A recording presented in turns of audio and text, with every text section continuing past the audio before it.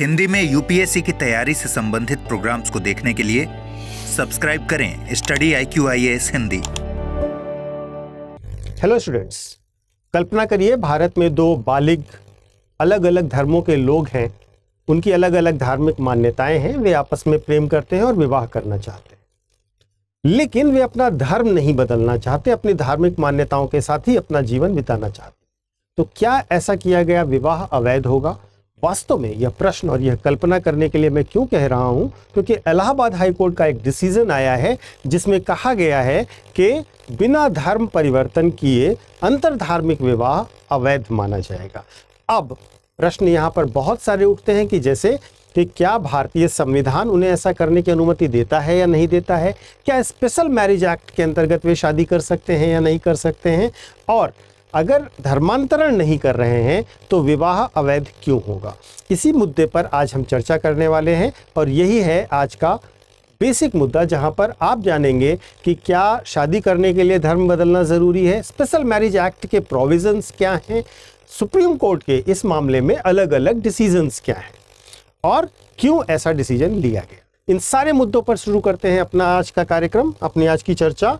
और मुद्दा है बिना धर्म बदले अंतरधार्मिक विवाह अवैध।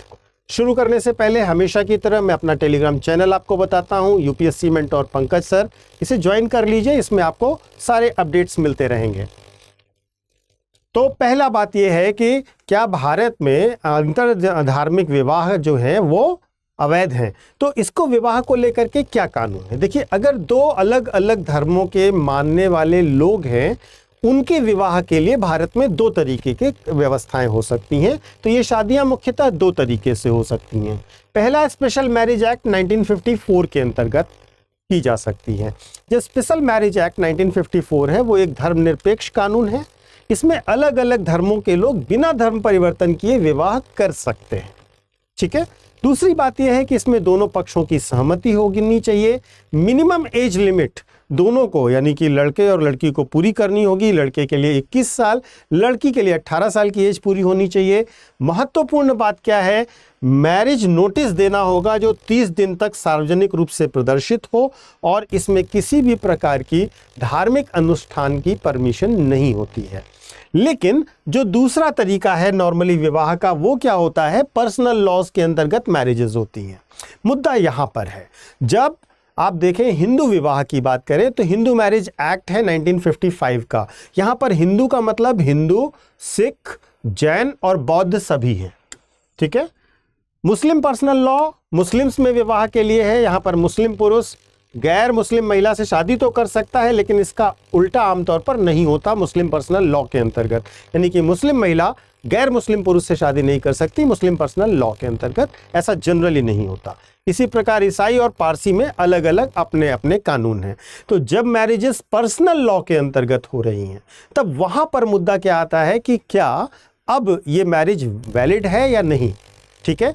क्योंकि यहां पर क्या हुआ, आर्य समाज मंदिर में शादी की गई, ठीक है, और एक पर्सन मुस्लिम है, एक पर्सन हिंदू है। अब यहां पर विवाह किस रीति से हुआ, यहां पर यह मुद्दा फंसता है। तो अब आप समझिएगा कोर्ट ने क्या फैसला दिया। कोर्ट ने कहा कि धार्मिक रीति रिवाजों से होने वाली शादियों पर यह हमारा डिसीजन लागू होगा।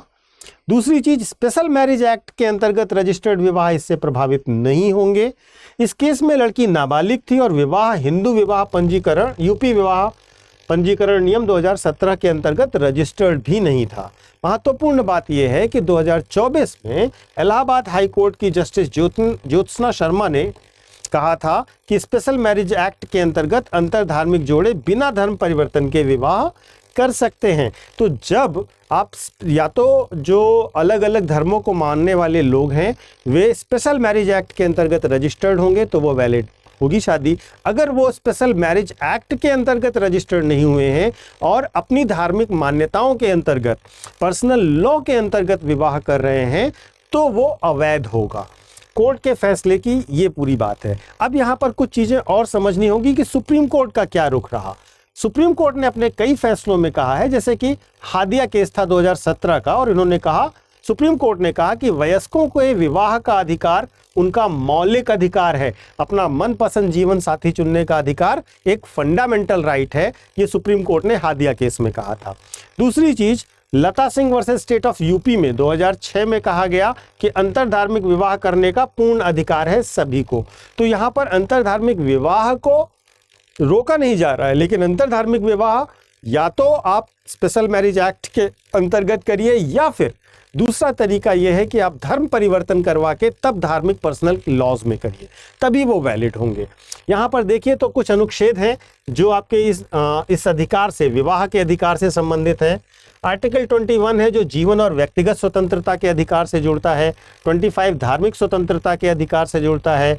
19(1)(a) अभिव्यक्ति के अधिकार से, और 14वां समानता के अधिकार से। ये सारे अधिकार आपके लिए महत्वपूर्ण हैं और ये सारे अधिकार डायरेक्टली या इनडायरेक्टली लिंक्ड हैं आपके अपने जीवन जीने, समानता और सम्मान से जीवन जीने के अधिकार से। इसके बाद अब इसके प्रभाव क्या होंगे ये समझिएगा। सबसे पहले आर्य समाज जैसे संस्थानों पर निगरानी बढ़ेगी, क्योंकि ये, जैसे कोर्ट ने भी कहा कि ये अपनी अधिकार क्षेत्र से बाहर जाकर के मैरिज सर्टिफिकेट जारी कर दे रहे हैं। दूसरा, धार्मिक रीति रिवाजों से होने वाली शादियों की जांच होगी। जिन्होंने ऐसी शादियां कर रखी हैं उनकी जांच भी होगी, और उन्हें स्पेशल मैरिज एक्ट का महत्व बढ़ जाएगा। जिन्हें भी इस प्रकार से विवाह करना है, अगर इन अंतर धार्मिक विवाह करना, एक धर्म का बच्चा दूसरे धर्म से विवाह करना चाहे तो स्पेशल मैरिज एक्ट के अंतर्गत वो विवाह कर सकता है। इसके बाद आपको सामान्य जानकारी के लिए बता दें, 2026 के लिए हमारा जो प्रतिज्ञा बैच है वो 31 जुलाई से शुरू हो रहा है। तब तक आपको एडमिशन लेना है तो एक बड़ी अच्छी सेल चल रही है जिसको हम डबल धमाका सेल कह रहे हैं। और इस सेल में क्या है कि जैसे ही आप P2I बैच प्रतिज्ञा का हमारा लेंगे, आपको इस कोर्स के साथ 2 एडिशनल कोर्स फ्री दिए जाएंगे। इसकी डिटेल्स आप हमारे ऐप से देख सकते हैं। 2 कोर्सेज आपको चॉइस करने का मौका मिलेगा। उन 2 कोर्सेज को आप फ्री ऑफ कॉस्ट ले सकते हैं, ठीक है। और इसकी फीस केवल 9,999 रुपए है। और इस कोर्स को लेने के लिए आपको एक कोड का इस्तेमाल करना पड़ेगा, और वो कोड है PK Life, ठीक है। इस कोड का इस्तेमाल करते ही आपको सबसे सस्ते दाम पर, यानी कि 9,999 रुपए में ये पूरा course plus 2 additional course free मिल जाएंगे।